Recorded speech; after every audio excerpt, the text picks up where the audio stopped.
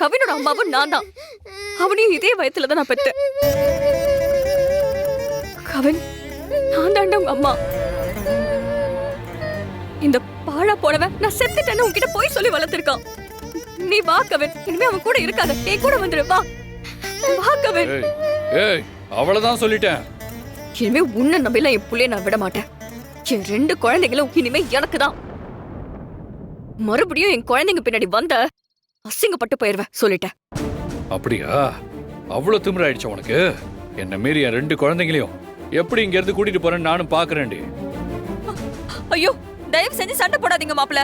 நீங்க 2 பேரும் சேர்ந்து ஒண்ணா வாழ பாருங்க. ஏய், குழந்தைங்களுக்காக உங்க கோவம் ஈகோ எல்லாத்தையும் தூக்கி போடுங்க.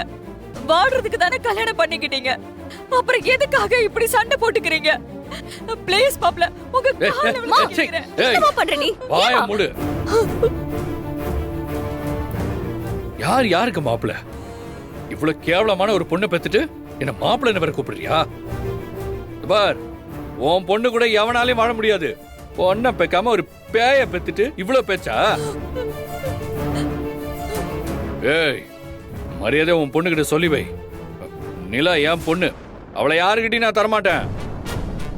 அப்படி என்கிட்ட இருந்து 2 குழந்தைகளையும் பிரிக்கணும்னு நினைச்சீங்க, இங்க நடக்கிறதே வேறையா இருக்கும் சொல்லிட்டேன். செருப்பு பிஞ்சிரும். என் பையன் என்கிட்ட கூட. இங்க பாரு, என் பையனை என்கிட்ட கொடுத்துட்டு நடை கட்டுற வழிய பாரு. இல்லன்னு வச்சுக்கோ, நான் மனுஷவே இருக்க மாட்டேன். வேணாம் வச்சு, என்னோட உலகமே என் 2 குழந்தைங்களும் தான். பேசாம கொடுத்துட்டு கிளம்பிட்டே இரு. கவினை பெத்தவன் நான், உனக்கு என்னடா உரிமை இருக்கு? ஏய், என்னடி ஓவரா பண்ணிட்டு இருக்க? ஆ?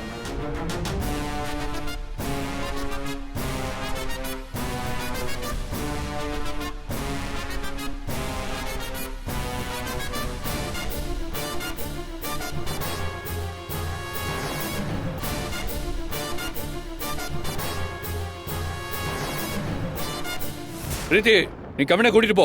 இல்ல, நீ என் கூட வாமா. வா ஏய், விடு. வா நிலா, வா. விடு, நிலா. என் பொண்ணை விடுடா.